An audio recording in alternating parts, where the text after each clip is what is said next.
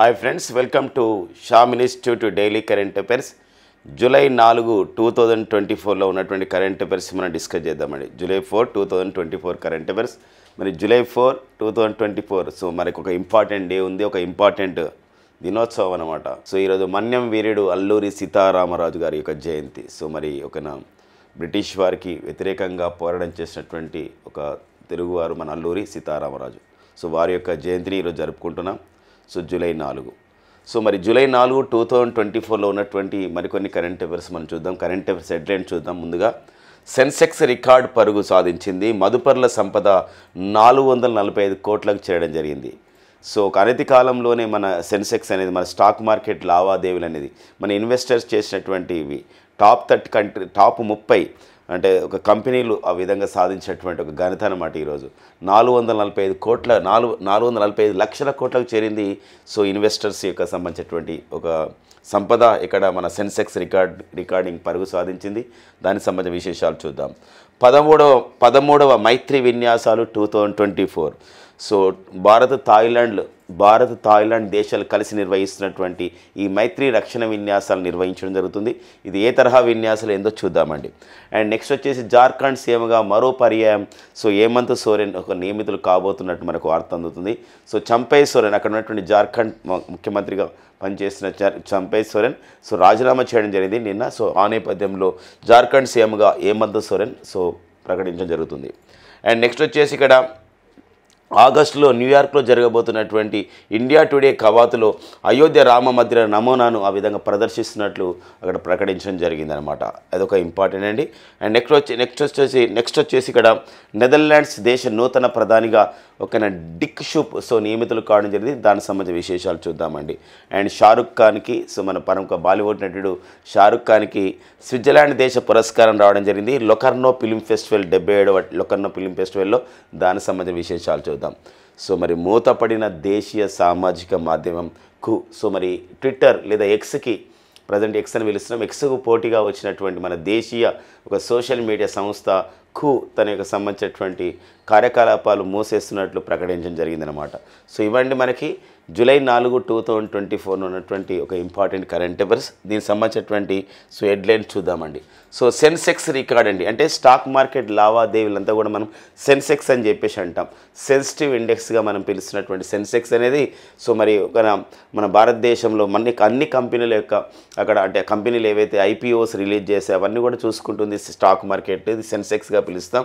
మరి ఇక్కడ July 3, 2023 stock మార్కెట్లో మొత్తం ఒక మదుపర్లు అనే ఇన్వెస్టర్స్ యొక్క సంపద అనేది 445 లక్షల కోట్లకండి, 445 లక్షల కోట్లకు చేరి, అంటే పూర్తిగా చెప్పాలంటే ఇక మొత్తం 445.43 లక్షల కోట్లకు చేరడం జరిగింది. ఇది BSEలో అంటే బాంబే స్టాక్ ఎక్స్చేంజ్లో నమోదైనటువంటి కంపెనీల మొత్తం విలువగా మనం చెప్పొచ్చు. సో మరి జూలై 3, 2024 సో 80 పాయింట్ల స్థాయికి 80,000 పాయింట్ల స్థాయికి సో చేరడం జరిగింది మన బాంబే స్టాక్ ఎక్స్చేంజ్, మన సెన్సెక్స్ అనమాట. సో దీంతో మనం భారత జీడిపి డాలర్లలో చూసినట్లయితే ఇక్కడ $3.93 ట్రిలియన్ ఒక ఎకానమీ వ్యవస్థ అయింది. ప్రపంచంలో అతిపెద్ద ఆర్థిక వ్యవస్థ గల దేశాల్లో మన భారతదేశం ఈరోజు 5వ స్థానంలో, గతంలోనే 2022లోనే అక్టోబర్లో సాధించాం. ఇప్పుడు సో మన భారత జీడిపి గ్రాస్ డొమెస్టిక్ ప్రొడక్ట్ అనేది డాలర్లలో $3.93 ట్రిలియన్ చేరుకుంది అని చెప్పేసి ప్రధానమైనటువంటి ఒక కరెంట్ ఎకానమీ పాయింట్ మనకి ఇంపార్టెంట్గా ఉందండి. అలా అడిగే అవకాశం ఉంది. సెన్సెక్స్ అనేది ఏ రోజున 80,000 పాయింట్ల స్థాయికి చేరుకుంది అన్నప్పుడు జూలై 3, 2024 80,000 పాయింట్ల స్థాయికి చేరుకుందని చెప్పేసి అందుకుందని ఒక విషయం. అంతేకాకుండా సెన్సెక్స్ రికార్డు పరుగు సాధించింది. మదుపర్ల సంపద 445 లక్షల కోట్లకు చేరింది. అంటే అది ఏ రోజు చేరింది అంటే అది సో జూలై 3, 2024 బాంబే స్టాక్ ఎక్స్చేంజ్లో నమోదైన కంపెనీల మొత్తం విలువ 445.43 లక్షల కోట్లకు చేరింది. అంటే అది ఏ రోజు చేరిందంటే జూలై 3, 2024 చేరింది. మరి భారత జీడిపి డాలర్లలో జూలై 3, 2024 నాటికి ఎంతకు చేరింది అంటే ఇక్కడ $3.93 ట్రిలియన్ చేరింది. మన లక్ష్యం వచ్చేసి ఇక్కడ ఏంటంటే సో 5 ట్రిలియన్ డాలర్ల ఆర్థిక వ్యవస్థగా మనం చేసుకోవాలి అనేది మన లక్ష్యం అనమాట. సో ఆ లక్ష్య క్రమంలో ఇంకొక $1 ట్రిలియన్ ఉంది. అంటే అప్రాక్సిమేట్లీగా ఇంకొక ఇప్పుడు 3.93 ఎండింగ్గా సో 4 అనుకుంటే మనం ఒక $1 ట్రిలియన్ సాధించినట్లయితే సో మన లక్ష్యం అనేది చేరుకోబోతున్నాం అనమాట ఈ సంవత్సరంలోనే. ఇది మనకు సెన్సెక్స్ రికార్డ్ పరుగు పైన కరెంట్ ఎకనమీ విషయంలో ఒక ఇంపార్టెన్స్గా మనకు ఉంటుందండి. ఓకేనా, కరెంట్ ఎకనమీ విషయం అండి ఇదంతా కూడా. సో కరెంట్ ఎకనమీ సంబంధించినటువంటి అంశానికి మనం గుర్తుపెట్టుకోవాల్సిన అవసరం ఉందండి. ఓకేనా, ఇక నెక్స్ట్ చూద్దాం.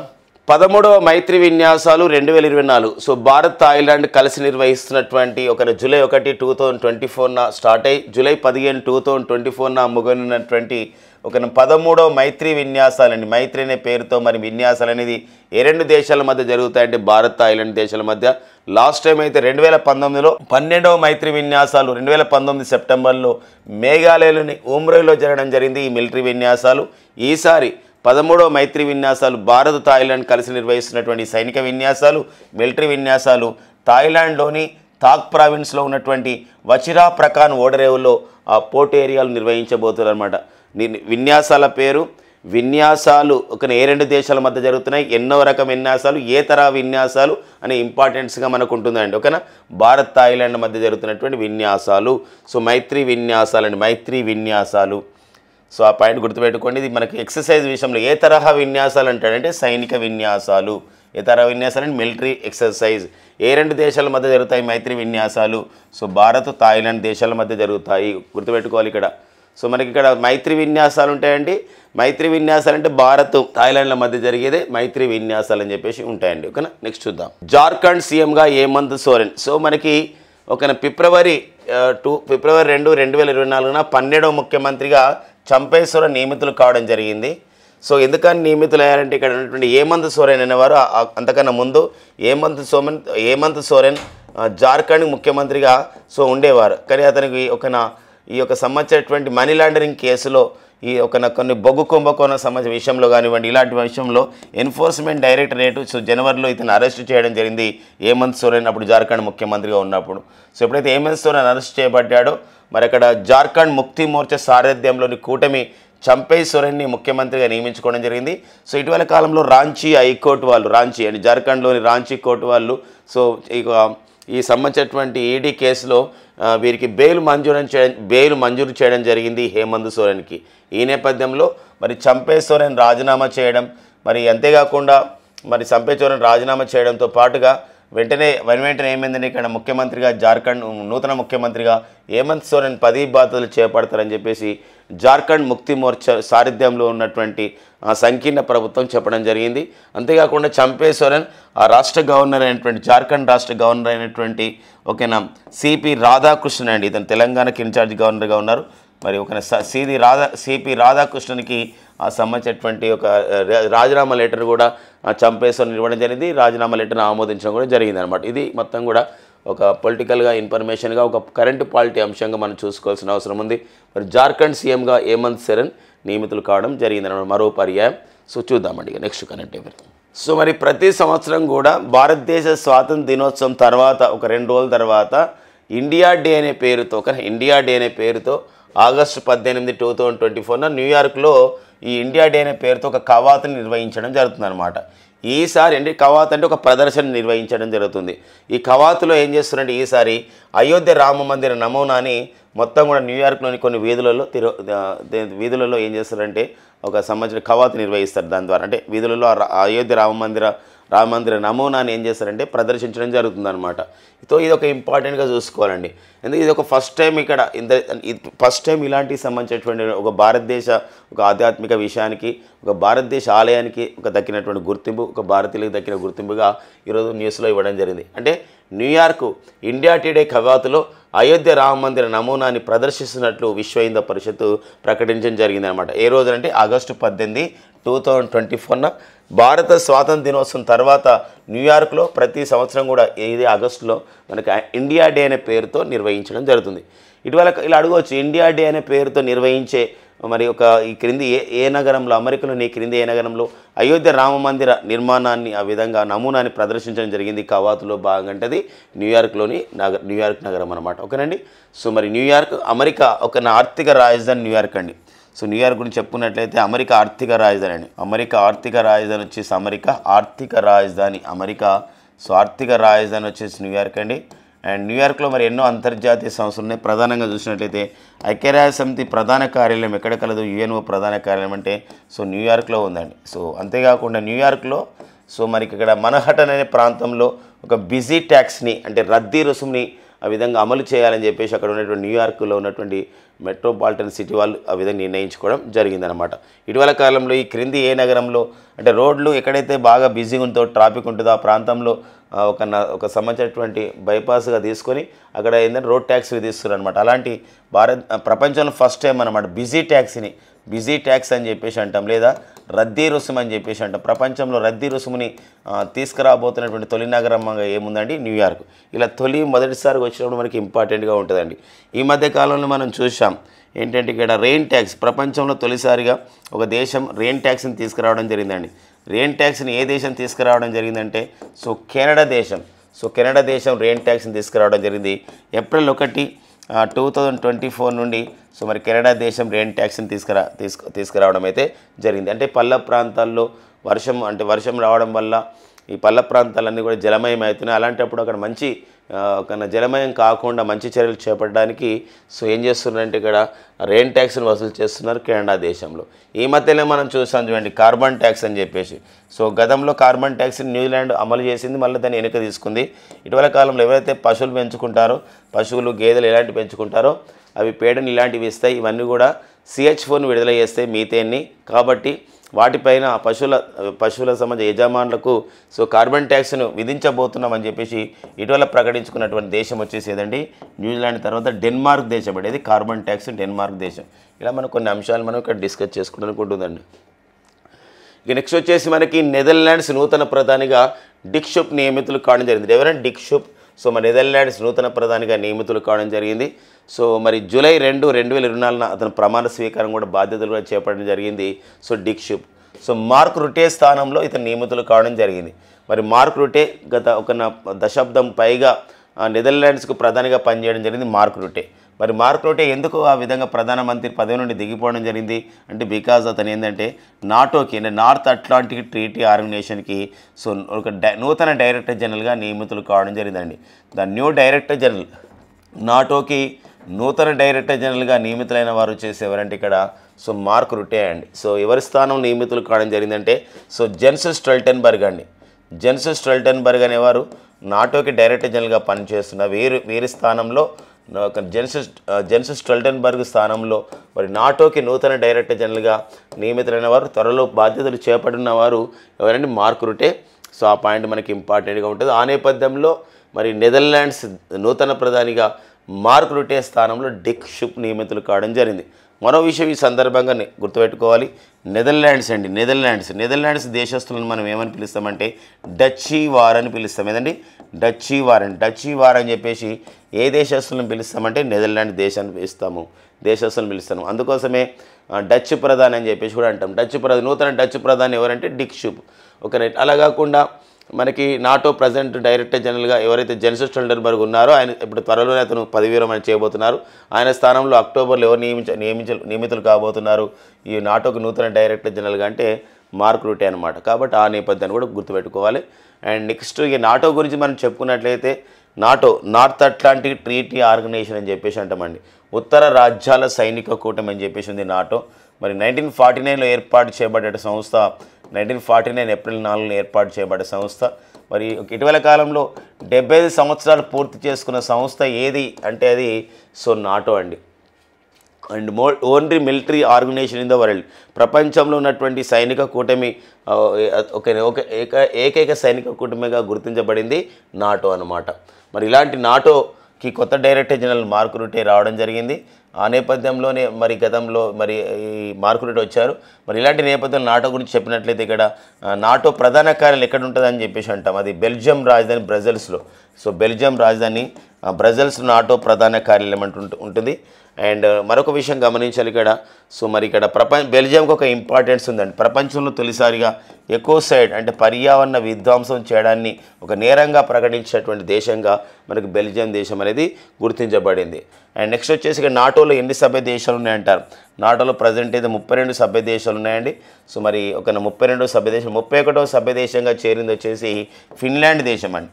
ఫిన్లాండ్ దేశం నాటోలో మరి 31వ సభ్య దేశంగా చేరింది. మరి నాటోలో 32వ సభ్య దేశంగా చేరింది వచ్చేసి ఇక్కడ స్వీడన్ దేశం అండి. స్వీడన్ అనేది నాటోలో 32వ సభ్య దేశంగా చేరడం జరిగిందనమాట. సో వెరీ ఇంపార్టెంట్స్గా ఈ సంబంధించిన విషయం అండి. సో మరి నెదర్లాండ్స్ గురించి మరికొన్ని విషయాలు ఇక్కడ చెప్పుకోవచ్చు. నెదర్లాండ్స్ దేశ రాజధాని వచ్చేసి ఆమ్స్టర్డామ్ అండి. నెదర్లాండ్స్ దేశ రాజధాని వచ్చేసి ఆమ్స్టర్డామ్. ఈ సందర్భంగా చెప్పుకున్నట్లయితే నెదర్లాండ్స్లో ఒక పట్టణం ఉందని ది హేగ్. ఇది ఎంతో ఒక అంతర్జాతీయ సంబంధించినటువంటి సంస్థలు ఉన్నటువంటి నగరంగా ఉంది the Hague. International criminal court అంతర్జాతీయ నేర న్యాయస్థానం and international court of justice అంతర్జాతీయ న్యాయస్థానం ఈ రెండు సంస్థలు కూడా ఎక్కడ కలవు అని చెప్పేసి అంటే నెదర్లాండ్స్లోని ది హేగ్లో ఉన్నాయన్నమాట. ఓకేనండి. నెక్స్ట్ చూద్దాం. సో మరి ప్రముఖ బాలీవుడ్ నటుడైనటువంటి మన షారుఖ్ ఖాన్కి స్విట్జర్లాండ్ పురస్కారం ఇవ్వడం జరిగింది. 77వ లొకర్నో ఫిలిం ఫెస్టివల్.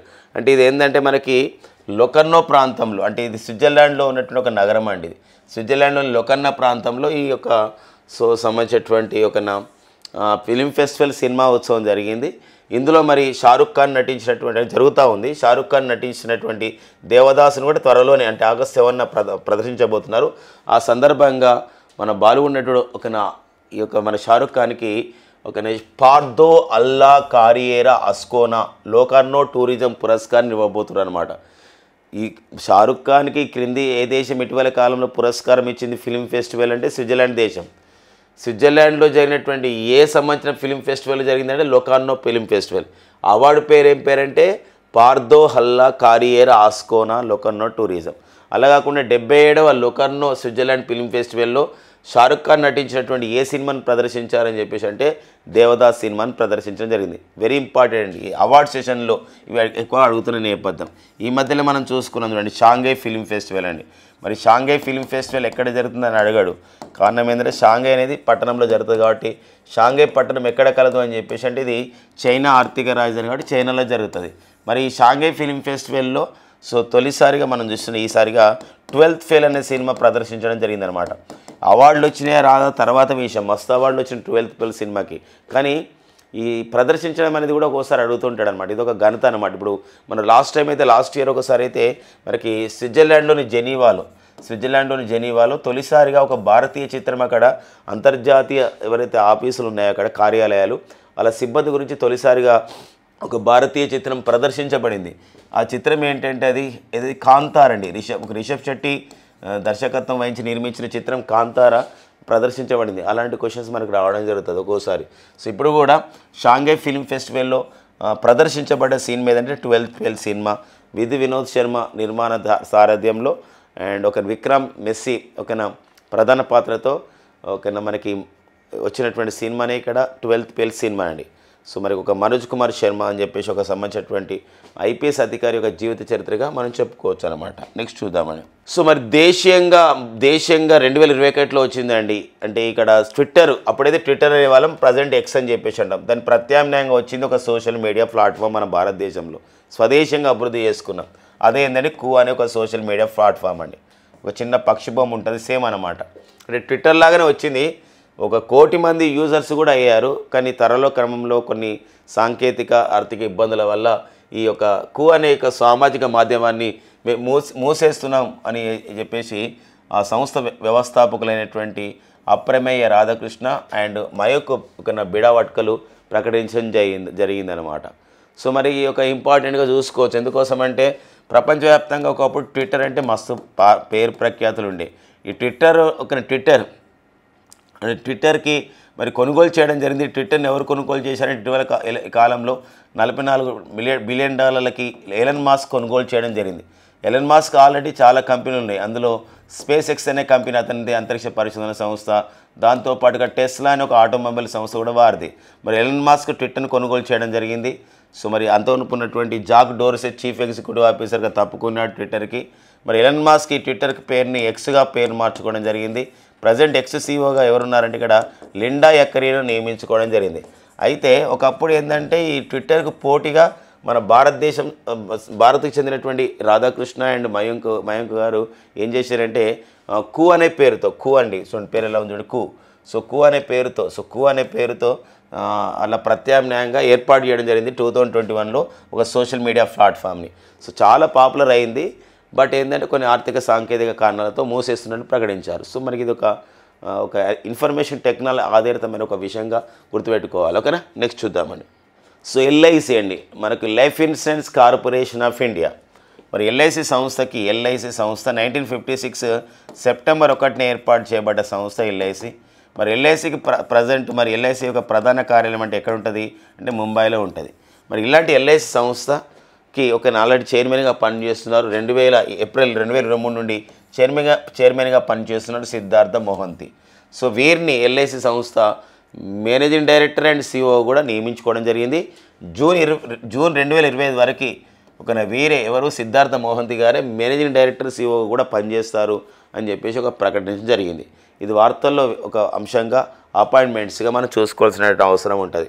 అంటే ఇదిగో చైర్మన్స్ని కానివ్వండి, ఎండీస్ని కానీ మనకు అడుగుతున్న నేపథ్యం ఉంది. ఈ మధ్యనే మనం చూసాం స్టేట్ బ్యాంక్ ఆఫ్ ఇండియాకి త్వరలోనే దినేష్ కుమార్ ఖరే స్థానంలో స్టేట్ బ్యాంక్ ఆఫ్ ఇండియాకి ఇప్పుడు చల్లా శ్రీనివాసులు శెట్టి త్వరలోనే చైర్మన్ కాబోతున్నారు. సెబీకి చైర్మన్గా ఎవరు పనిచేస్తున్నారు ప్రజెంట్ ఏంటి ఇక్కడ మాధవీపురి బచ్చు పనిచేస్తున్నారు. ఇలా మనకి నాబార్డ్ సంస్థకి ప్రజెంట్ మరి చైర్మన్గా ఎవరు పనిచేస్తున్నారు అంటే కేఎన్ షాజీ పనిచేస్తున్నారు.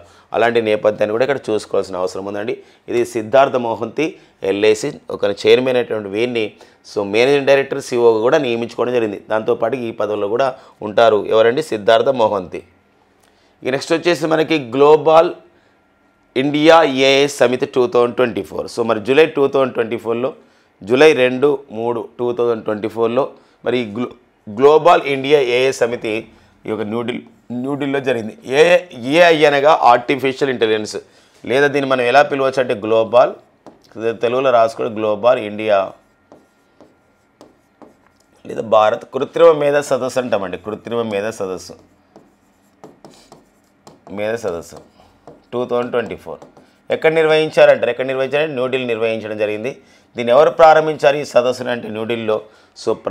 ప్రపంచంలో వివిధ దేశాల నుంచి కూడా చాలామంది ప్రతినిధులు రావడం జరిగింది. ఇలాంటి నేపథ్యంలో ఎవరు ప్రారంభించారంటే కేంద్ర ఐటీ, ఎలక్ట్రానిక్ శాఖ అండ్ రైల్వే శాఖ, ఇన్ఫర్మేషన్ బ్రాడ్కాస్టింగ్ మినిస్టర్గా పనిచేస్తున్నటువంటి ఎవరండి అశ్విని వైష్ణవ్. వీరు ఈ యొక్క సదస్సును ఉద్దేశించి మాట్లాడడం జరిగింది. ఎందుకోసం అంటే ఆర్టిఫిషియల్ ఇంటెలిజెన్స్ అనేది చాలా ఇంపార్టెంట్ ఉన్నటువంటి పరిస్థితి. ప్రజెంట్ మనం నివసిస్తున్నటువంటి కాలాన్ని ఆర్టిఫిషియల్ ఇంటెలిజెన్స్ కాలంగా పిలుస్తున్నాం. ఇలాంటి నేపథ్యంలో ప్రపంచవ్యాప్తంగా కృత్రిమ మేధస్సుని ఉపయోగించుకోవడం కాదు, దాని యొక్క భద్రత కూడా ఇంపార్టెంట్ అనే విషయంతోనే గతంలో కూడా మన భారతదేశం global partnership for the artificial intelligence అనే సదస్సును కూడా నిర్వహించుకోవడం జరిగింది. GPA అని చెప్పేసి అంటాం. అంతేకాకుండా ఇటీవల కాలం లాస్ట్ ఇయర్ అయితే యూకేలోని అంటే లండన్లో అంటే మనకు బ్రిటన్లోని బ్లెచ్లీ అనే ప్రాంతంలో ఇలాంటి ఆర్టిఫిషియల్ సదస్సు నిర్వహించి ఈ బ్లెచ్లీలో ఈ ఏఐ సేఫ్టీ గురించి, ఆర్టిఫిషియల్ ఇంటెలిజెన్స్ సేఫ్టీ భద్రత గురించి బ్లెచ్లీ డిక్లరేషన్ కూడా విడుదల చేయడం జరిగింది. ఇది ఒక ఇంపార్టెంట్ అండి. బ్లెచ్లీ డిక్లరేషన్ అనేది బ్రిటన్లో జరిగింది. ఇది దేనిపైన చెప్తుందంటే ఏఐ సేఫ్టీ అంటే ఆర్టిఫిషియల్ ఇంటెలిజెన్స్ని తయారు చేసుకోవడం కాదు, దాని భద్రత కూడా మనకి ఇంపార్టెంట్గా మనకు ఉంటుంది అనమాట. అది మనం చూసాం కదా రోబో సినిమాలో. ఎలా అవుతుందో ఒకవేళ భద్రత లేకుంటే దానికి కొన్ని సంబంధించిన సాఫ్ట్వేర్ని ఇన్క్లూడ్ చేసి మన మీదకే ప్రయోగించే పరిస్థితి ఉంటుంది. అలాంటప్పుడే ఈ బ్లెచ్లీ డిక్లరేషన్ ఏం చెప్తుందంటే ఆర్టిఫిషియల్ ఇంటెలిజెన్స్ యొక్క భద్రత గురించి చెప్తుంది అనే విషయం గమనించాడు. ఓకేనా, ఇది గ్లోబల్ ఇండియా ఏఐ సమిట్ 2024 సంబంధించిన విషయం. ఓకేనా, ఇటీవల కాలంలో ఈ క్రింది ఏ రాష్ట్రం ఒక సంవత్సరాన్ని ఆర్టిఫిషియల్ ఇంటెలిజెన్స్ సంవత్సరంగా ప్రకటించింది? 2020 సంవత్సరాన్ని ఈ యొక్క భారతదేశం ఒక రాష్ట్రం ఏం చేసిందంటే ఇయర్ ఆఫ్ ది ఆర్టిఫిషియల్ ఇంటెలిజెన్స్గా ప్రకటించింది. ఏ రాష్ట్రం అంటే 2020. అంతేకాకుండా ఇటీవల కాలంలో హైదరాబాద్లోని మహేశ్వరం దగ్గర భారతదేశంలో ఎక్కడ లేని విధంగా ఒక ఏఐ సంబంధించినటువంటి సెజ్ని ఏఐ హబ్ని ఏర్పాటు చేస్తున్నట్టు ప్రకటించడం జరిగింది 100 ఎకరాల్లో. అది ఎక్కడంటే అది హైదరాబాద్లో ఏర్పాటు చేస్తున్నట్టు ప్రకటించడం జరిగింది. Artificial intelligence, the word artificial intelligence first coined by artificial intelligence అనే పదాన్ని తొలిసారిగా వాడినవారు, ప్రతిపాదించిన వారు 1984లో జేన్ మ్యాక్కార్టీ. ఎవరండి? జేన్ మ్యాక్కార్టీ అనేవారు ఆర్టిఫిషియల్ ఇంటెలిజెన్స్ అనే పదాన్ని తొలిసారిగా ఇట్లా చెప్పడం జరిగింది అనమాట, ప్రతిపాదించడం జరిగింది జేన్ మ్యాక్కార్టీ. నెక్స్ట్ కరెంట్ పేపర్ చూద్దామండి. నేషనల్ ఓషనోగ్రఫీ సెంటర్ నివేదిక అండి. ఇది బ్రిటన్లో ఉన్నటువంటి నేషనల్ ఓషనోగ్రఫీ సెంటర్ నివేదిక ఇవ్వడం జరిగింది. ఏంట నివేదిక సారాంశం ఏంటంటే 2002 సంవత్సరం నుండి కూడా ప్రపంచవ్యాప్తంగా కొన్ని సముద్రాల జలాలు ఏమవుతున్నాయంటే నీలి రంగులో ఉన్నటువంటి బ్లూ కలర్లో ఉన్నటువంటి సముద్ర జలాలు ఆకుపచ్చ రంగులోకి మారుతున్నాయి. దీన్ని ఎట్లా అధ్యయనం చేసినంటే నాసాకు చెందినటువంటి ఆక్వా అనే ఒక శాటిలైట్ ఉందండి. ఆ డేటా ఆ ఇమేజెస్ ఆధారంగా వీళ్ళు ఈ నివేదిక తయారు చేయడం జరిగింది నేషనల్ ఓషనోగ్రఫీ సెంటర్ వాళ్ళు. దీనికి కారణం ఏంటంటే గ్లోబల్ కార్బన్ సైకిల్ సముద్ర పర్యావరణ వ్యవస్థలో ఏర్పడ్డ మార్పులే దీనికి కారణం అని చెప్పేసి నేషనల్ ఓషనోగ్రఫీ సెంటర్ నివేదిక ఇవ్వడం జరిగింది. వెరీ ఇంపార్టెంట్ అండి ఈ నివేదిక విషయంలో ఒక పర్యావరణ అంశంగా మనం చూసుకుంటున్నాం. సో ఏంటంటే ఇక్కడ నేషనల్ ఓషనోగ్రఫీ సెంటర్ నివేదిక ఇచ్చిన దేశం ఏది, అందులో అంశాలు ఏంది, ఆ అంశానికి ప్రాతిపదిక ఏంది, ఇలాంటి అంశాలు మనం చూసుకోవాల్సిన అవసరం ఉంటుంది. ఓషనోగ్రఫీ అంటే ఏంటంటే స్టడీ ఆఫ్ ది సీ, ఈ సముద్రాలపైన అధ్యయనం చేయడం అనే ఒక ప్రధానమైన ఉద్దేశం ఉంటుందన్నమాట. సో కారణం ఏంది చూడండి, ఇక్కడ నేషనల్ ఓషనోగ్రఫీ సెంటర్ నివేదిక ఏంది, బ్రిటన్ ఇచ్చింది. నీలి రంగులో కనిపించే సముద్ర జలాలు ఆకుపచ్చ రంగులోకి మారుతున్నాయి. దీని ప్రూఫ్ ఏంటంటే, దీనికి రుజువు ఏంటంటే నాసాకు చెందినటువంటి ఆక్వా శాటిలైట్ డాటా ఆధారంగా ఈ నివేదిక తయారు చేశారు. ఎవరు? బ్రిటన్కి చెందినటువంటి నేషనల్ ఓషనోగ్రఫీ సెంటర్ వాళ్ళు.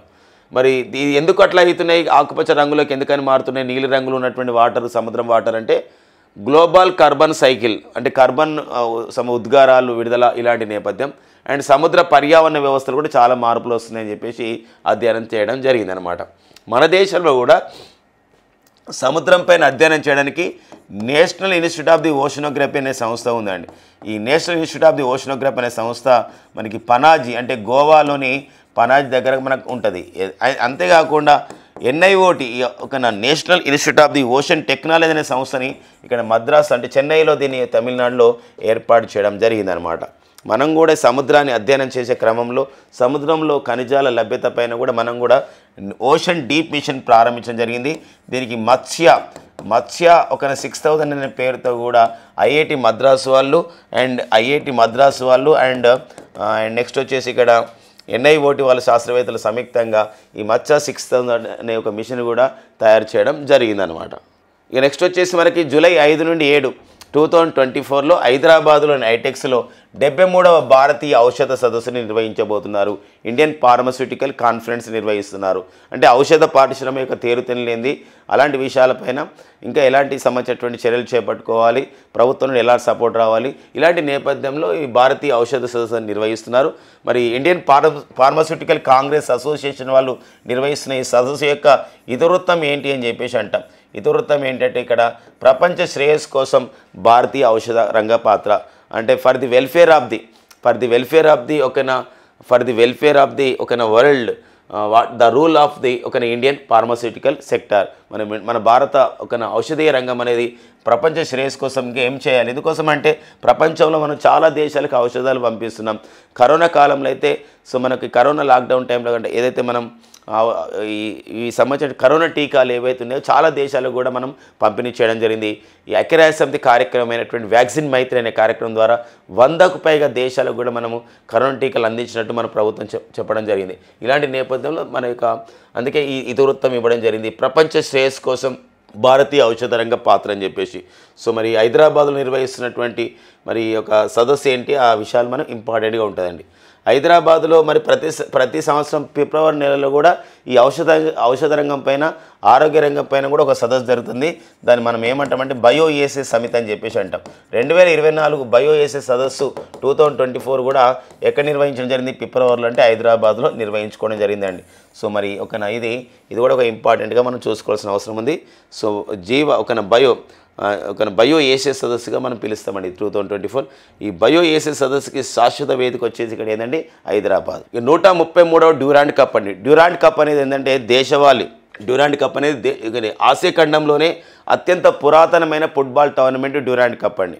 ఈసారి డ్యూరాండ్ కప్ జూలై 27 నుంచి ఆగస్టు 31, 2024 ఈ నెలలో అంటే దాదాపు ఒక 1 మంత్ పాటు నిర్వహించబోతున్నారు. ఇది మన భారతదేశం నిర్వహించబోతుంది. మరి కోల్కత్తా అండ్ కోక్రాజార్ అంటే అస్సాంలో అండ్ జంషెడ్పూర్ జార్ఖండ్ అండ్ షిల్లాంగ్ మేఘాలయ ఈ 4 ప్రాంతాల్లో ఈ 24 జట్లు పోటీ పడబోతున్నాయి డ్యూరాండ్ కప్కి. 133 Durand cup. కాబట్టి డ్యూరాండ్ కప్ దేనికి సంబంధించింది అంటే ఇక్కడ ఉన్నది ఫుట్బాల్ టోర్నమెంట్కి సంబంధించింది. సో ఆ విషయం గమనించాల్సిన అవసరం ఉంటుందండి. డ్యూరాండ్ కప్ కానివ్వండి, ఇంకొకటి సంతోష్ ట్రోఫీ కూడా అంటామండి. ఈ సంతోష్ ట్రోఫీ కూడా మనకు దేనికి సంబంధించింది అంటే ఇక్కడ Durand Cup, Santosh Trophy and U Thant Cup అన్నీ కూడా ఈ యొక్క డ్యూరాంట్ కప్ సంతోష్ ట్రోఫీ అన్నీ కూడా ఫుట్బాల్ క్రీడకు సంబంధించిన విషయాలు అనమాట. అవి మనకు గెలవగానే వాళ్ళకి సంబంధించిన విశేషాలు మనం చూద్దామండి. సో మరి ఒక నెక్స్ట్ చూద్దామండి. లియోన్ మాస్టర్స్ టైటిల్ అండి. స్పెయిన్లో జరిగినటువంటి లియోన్ అనేది స్పెయిన్లో ఉన్నటువంటి ఒక నగరం. ఇక్కడ మనకు ఒక మాస్టర్ టైటిల్ జరిగింది. ఈసారి ఒక విశ్వనాథన్ ఆనంద్, మన భారత ఒక టెన్నిస్ దిగ్గజ క్రీడాకారుడు విశ్వనాథ్ ఆనంద్ సో జైమే సాంతోస్ లటాసా స్పెయిన్కి చెందిన ఈ క్రీడాకారిని ఓడించడం ద్వారా లియోన్ మాస్టర్ టైటిల్ సాధించడం జరిగింది. కానీ సాధించడంలో ఒక రికార్డ్ అన్నమాట. ఈ లియోన్ మాస్టర్స్ టైటిల్ని ఈ చెస్ టైటిల్ని విశ్వనాథన్ ఆనంద్ గెలుచుకోవడం ఇది ఎన్నోసారి అంటే 10వసారి అండి. సో మరి ప్రపంచ చెస్ ఛాంపియన్షిప్ని 5 సార్లు గెలుచుకున్నాడు. ఇప్పుడు లియోన్ మాస్టర్ టైటిల్ని 10వసారి గెలుచుకోవడం జరిగింది అనమాట. ఈ సంబంధించిన పాయింట్ ఇంపార్టెంట్గా ఉంటుందండి. సో మరి చెస్ గురించి మనం మాట్లాడుకున్నట్లయితే ఇది పిడే సంస్థ, అంతర్జాతీయ పిడే సంస్థ అంటాం చెస్ సమాఖ్యను. ఇది లౌసాన్లో ఉంటుంది. ఇవన్నీ కూడా లౌసానే కేంద్రంగా ఈ సంబంధించినటువంటి చెస్ టోర్నమెంట్ జరుగుతూ ఉంటాయి. ఈసారి మనకి ప్రపంచ చెస్ ఛాంపియన్షిప్ని మనం నిన్నటికి కరెంట్ అఫైర్స్లో కూడా డిస్కస్ చేసినాం. ప్రపంచ చెస్ ఛాంపియన్షిప్ని 2024ని ఎవరు నిర్వహించబోతున్నారు? మనం కూడా బిడ్డింగ్ చేసినా కానీ ఓడిపోయినాము. ఎవరు నిర్వహించబోతున్నామంటే సింగపూర్ నిర్వహించబోతున్నారు. సింగపూర్లో నిర్వహించబోతున్నటువంటి ప్రపంచ చెస్ ఛాంపియన్షిప్లో ఫైనల్ ఈ మ్యాచ్ అనేది ఎవరు నిర్వహించబోతున్నది అని చెప్పంటే మన భారత్ చెందినటువంటి దొమ్మరాజు గోకేజ్ ఇందులో ఫైనల్కు ఆ విధంగా సెలెక్ట్ కావడం జరిగింది. దొమ్మరాజు గోకేష్ ఎవరిపైన పోటీ పడబోతున్నాడు? దొమ్మరాజు గోకేష్ అంటే ఇక్కడ డింగ్ లిరెన్ అండి. ఎవరంటే డింగ్ లిరెన్ చైనాకు చెందినటువంటి క్రీడాకారుడి పైన. ఇంతవరకు మన భారతదేశానికి చెందినటువంటి 85 మంది చెస్ గ్రాండ్ మాస్టర్గా టైటిల్ పొందడం జరిగింది. సో 85వ భారత చెస్ గ్రాండ్ మాస్టర్గా గుర్తించబడ్డవారు షామ్ నికల్ అండి. ఎవరండి? Sam nickel. సో ఇలా గుర్తించబడ్డటువంటి విషయాన్ని మనం గుర్తుపెట్టుకోవాలండి. ఓకేనా? ఇవండి మనకి జూలై 4, 2024లో ఉన్నటువంటి ముఖ్యమైన current affairs. Thank you friends and all the best.